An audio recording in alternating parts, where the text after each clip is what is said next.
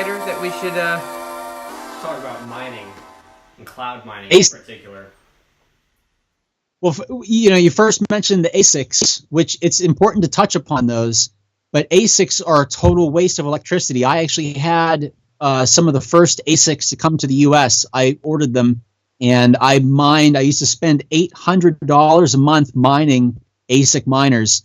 And if you're mining ASIC in the U.S., it's just kind of crazy. You're better off in a geothermal country or to rent ASIC miners. But bottom line, ASIC and all proof of work mining is a vast waste of resources. And it's also a waste of your money when you factor in your potential gains you could be getting from just keeping a small amount of coins in a proof of stake wallet. So the future of mining is proof of stake. And there are different forms of proof of stake. And right now what we're seeing are masternode coins starting to really take off after Dash. Dash was originally called Darkcoin, and they were the first ones to come out with the masternode technology, and now they're $1,000 a coin. And if you have a masternode, that's worth $1 million some dollars. And the coin keeps on going up in value. What do you think about right there? So my thing is, I have a nephew that's doing the bit. What was the one that just got in trouble in Texas? BitConnect. He's in BitConnect and Hash. Nice Hash. Something Hash. I don't know. I don't do it, so I'm not too familiar. And he goes to me, I'm making all my money mining. And I'm sitting there going, oh, okay. I go, where's your computers? And how's your electricity bills? And he's like, no. I just do it through BitConnect.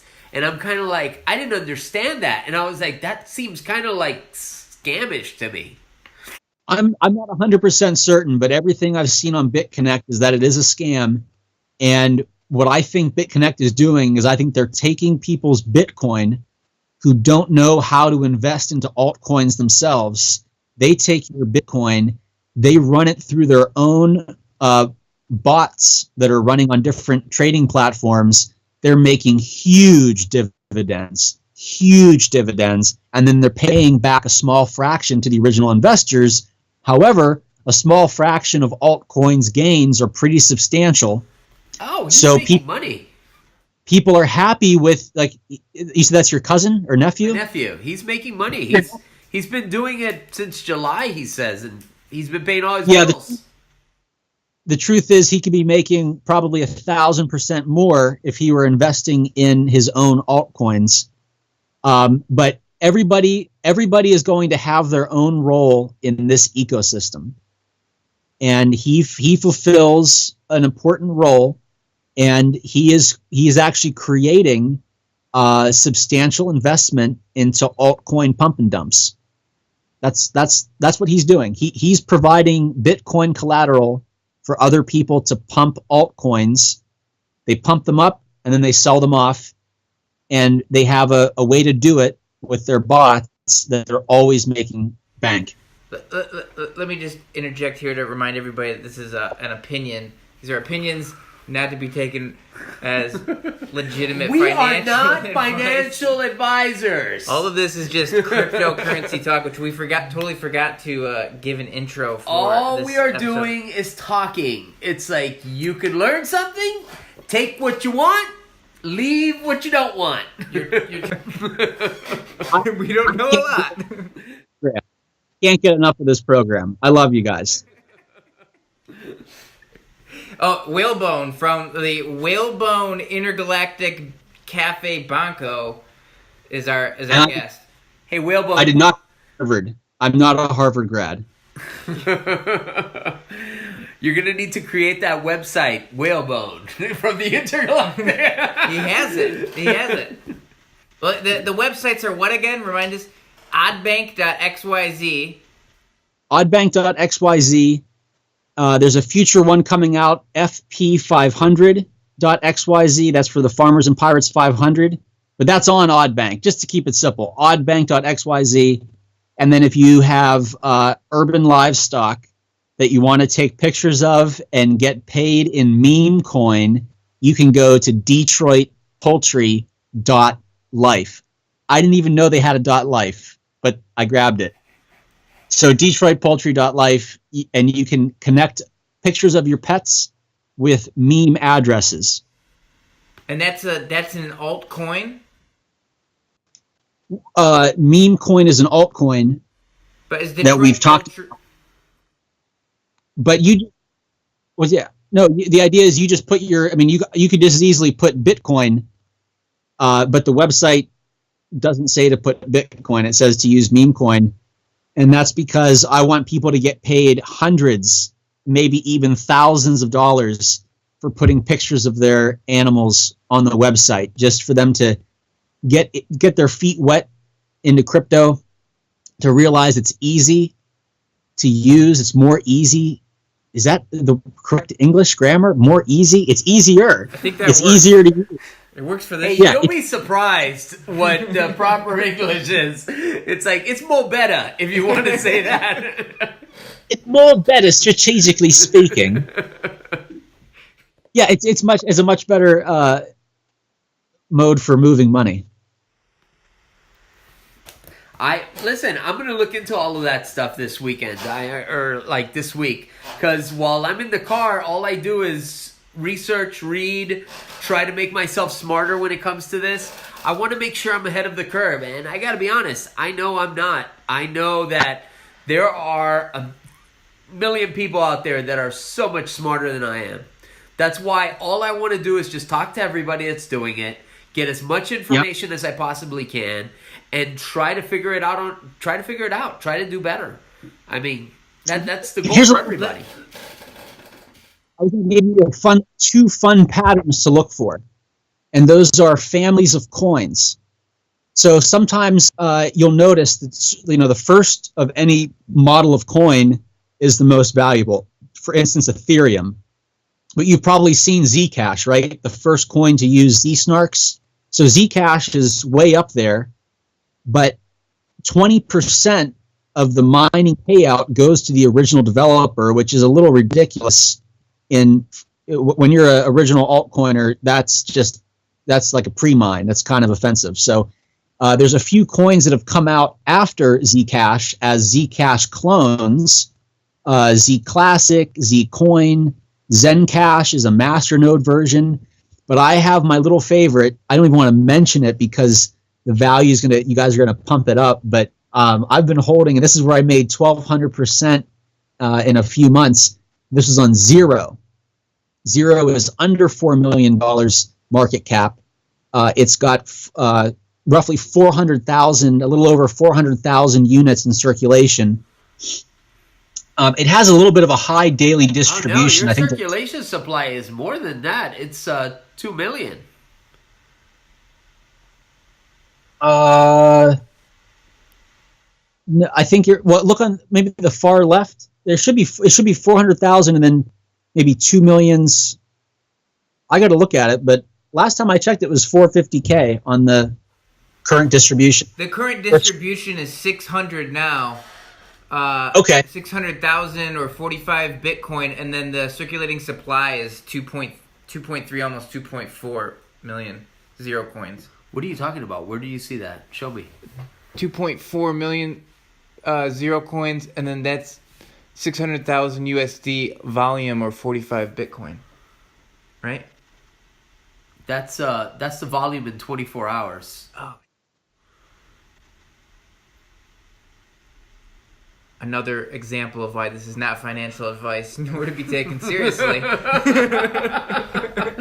Well, you could take it serious. Legally, we have to state that you shouldn't take it seriously. Hey, I'm serious. I stand corrected. You're absolutely right. It's 2 million. Well, listen, I'm not going to lie. I'm notorious for someone telling me something and me just looking it up so that I can save it into my browser and then go back to it later on. So when you say something, I'm going to... Well, that's the whole show. I mean, that's... CoinMarketCap just updated their circulation supply, and the reason I'm saying that is because my head pretty much has a steel trap on some of these, and I know just last week I was looking at that circulation because I was lamenting the fact that I sold it too soon. But I noticed that CoinMarketCap just updated their triangle circulation too. It's now at 103, and for the longest time it was at 98K. So I think they actually had old data on here, and it could have been just updated. But no, thanks for keeping it straight and fact checking this stuff. 2 million is still very scarce. No, yeah, it's nothing. The market cap, 16 million now. Yep, 16 million. So it's starting to creep up, but it's moving very quickly. And it was just last week at 4 million. So it really is rolling. And still, when you compare that to Z Classic or Z Cash, it's way undervalued. And these are all on Z crypto. Oh yeah, these are all. We were talking about the families. The other reason I mentioned the families, so there's the Z Cash, there's a Z family, let's say, the Z Snark family. The other family is the Kryptonite family or Kryptonotes, and that started off with Bytecoin, and then Monero is the top coin there. Monero is the top coin right now. So it goes Monero, Bytecoin, then it goes a coin called Digital Note. That used to be called Duck Note. It's now called Digital Note. And then under that is a coin called Aeon, A-E-O-N. Now, Aeon and Duck Note and Monero were three coins that I really heavily considered. I liked Monero. This was back in 2014. I just didn't stack up on them. Now they're worth a lot. They went from under $1 this past year. They're now at $6, $7. Monero's at $3.50. I had that for a minute. When I was stuck on a Chinese exchange, I had to buy $50 Moneros to get off of the Chinese exchange, which was a total nightmare. I should have held some of those Monero though. It really just every coin that you touch, never always keep it. Always keep at least 100 of them, or 10 of them, or one of them, or something. Even if you're going to sell it off, just always keep a few. That's my biggest lament, is not having all the coins that I ever touched. You have all these families. You have the Ethereum families. You have Zcash families, Kryptonauts, Kryptonotes. Yep. It's like and look for their movements. You'll see them move. Especially, you can actually compare families like the Kryptonote versus the Zcash families. They're similar technologies. They're all about anonymous transactions. The Z Snarks or the Z coins use the Z Snarks, which is supposedly just the cat's meow. It's the most anonymous. Kryptonote uses ring signatures, which is a little bit memory intensive. It's not the fastest transaction. Dash uses its own system, which I should know more about, and I don't. Because I'm into TerraCoin, and TerraCoin is a clone of that. But when you look at these coins as families, if you see upward movement in any of the family members, it's almost a sure thing that another family member is going to respond. Especially, and this is an interesting little thing that most people wouldn't know, but there's actually someone on Instagram named Miss Katie Charms, and Miss Katie Charms is definitely a crypto millionaire, and she was an early investor in Monero and Aeon, and she recently on her Instagram account was saying, I'm going to be talking to some basketball team. I forget who it was. I think I don't even know the basketball teams, but she was talking to a basketball team about it, and then all of a sudden a week later, Digital Note went through the roof. And Digital Note is one of those Kryptonote family coins, and anywhere Miss Katie Charm goes, so does a whole bunch of cash. So you can, if you follow her on Instagram, you can see her in Vegas. She's talking to rich people, and I believe they are following her investment. So she's influencing on where to buy. They're buying up, creating scarcity in the market.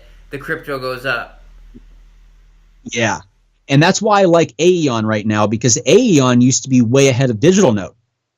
But now Digital note is yesterday I was looking at it was 100. It was number 100, and it's on the, so right now digital note arguably is a little overvalued. So if you have digital note, you may want to consider selling digital note and grabbing Aeon. That's the way to play these families of coins, because in theory any of these coins can replace the coin that's above it, especially with the anonymous coins, because when we really talk about crypto, let's face it, most of the transactions that are going to be running through cryptocurrency are going to be related to illegal trade. And just because you do crypto doesn't mean you're a criminal. And the truth is, whether cryptocurrency exists or not, crime is still going to exist. So,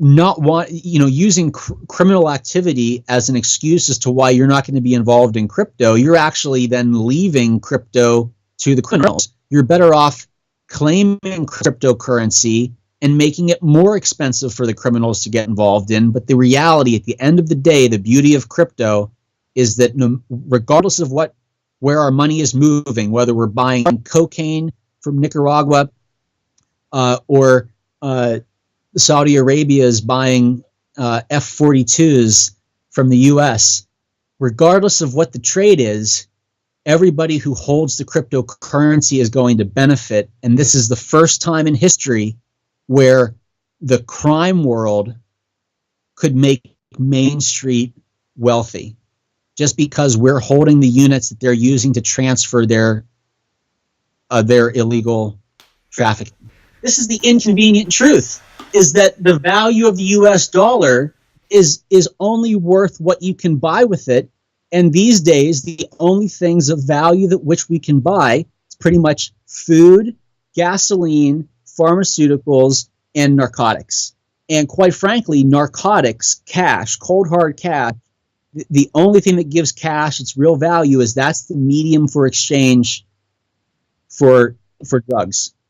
And the FDIC won't say this, but they need people to be able to spend money on drugs to give the dollar its value. I think we should steer this conversation away from drugs. I don't know. We have to stay politically and business friendly to a certain degree, or YouTube won't do the advertising for it. And I'm not trying to be. We gotta try to roll this into like some sort of crypto bullshit for like ICOs and like real business talk. So I as much as I like a good anonymous currency conversation, we gotta try to steer it away from drugs. Hey, you can wrap the burrito however you want, but the reality is there's some salsa in there, and we don't have to talk about it. That's okay. We've got a special guest right now to come in. The Mustang from episode 1. From episode 1. She got in her car. It took her 4 episode to get here. Can we get a chair for her? 4 episodes later, we got Mustang. Have a seat Here. Mustang. Hi. And now our new host, Mustang. I need some glasses. I need some glasses. Sorry. Let me get you a chair, Mike. You gotta be in here. You're really carrying it. Okay, nobody will recognize me now. Okay. So this is Mustang. Mustang is interested in Ethereum. Get Ethereum. Go Ethereum. Yeah, before you buy a whole bunch of Ethereum, at least check out Ethereum Classic, and their website will give you the history as to what you're actually purchasing. And I think there is a dark looming cloud in crypto, which is designed to have mainstream invest into crypto and then lose a lot of money. Now, I think Ethereum is a good investment right now, and I also am the person who doesn't recommend to buy coins over $4 million. So everything I say is buy cheaper coins, buy the crazy eccentric coins off of the strange websites, because that's where you'll make the 1,000%. But I think the early investors in Ethereum intentionally had a coding flaw, a bug that allowed for millions of dollars to be stolen so that they could set precedents with Ethereum and say, this is our blockchain and we get to decide when we can roll it back. There's no rolling back Bitcoin. If you have a bad transaction or something happens, that money's gone. But major investors, Microsoft, Bill Gates, people that want Ethereum to be the big investment vehicle, they wanted to be able to control the blockchain. That's why Ethereum Classic is special. And if you're really looking at Ethereum, check out UBQ, because UBQ is an Ethereum clone, and there's no reason why UBQ can't do everything that Ethereum does. And when the Ethereum network is bottlenecked or they're having issues, platforms can then move over to UBQ temporarily. If you think of them as TV networks or Wi-Fi connections where we get our streams of data, people will move ultimately where the cost of data transmission is less. But right now everybody's speculating on the hot shit coins because they want to make their crypto millions, and everybody who invested in Ethereum at 500 is waiting for the person to buy it at 1,200. That's how they make their money. That's why I buy the cheap coins at the way bottom, and I add the value, because that's where we can afford to add the value, and then chances are the coins do go above 40 million. So UBQ, yeah, UBQ has a circulation of 39 million, and Ethereum has a circulation of 97 million. It's like, does the circulation determine the size of the blockchain and what would be able to run on it? Because Ethereum is pretty quick. Not from a data transmission perspective, and the value of the UBeak network actually could be higher, not because of the number of circulation. You could say from an investment perspective, more people theoretically could invest into UBQ. I'm sorry, could invest into Ethereum because there's more units and the price will stay lower. But as far as data transmission, UBQ is better only because of their mining parameters. And they'll give you details on their website. I think it's called UBQ Smart, UBIQ Smart. They'll tell you why their mining network is better. But grab some Ethereum. It's not a bad time to grab Ethereum. But grab that anyway. Not financial advice, nor to be taken seriously. I don't have any Ethereum. I don't. Yeah. My Okay, buddy's I got a brought question. in. So I got all these fraction of coins. It's probably like $1 here, $1 there on all these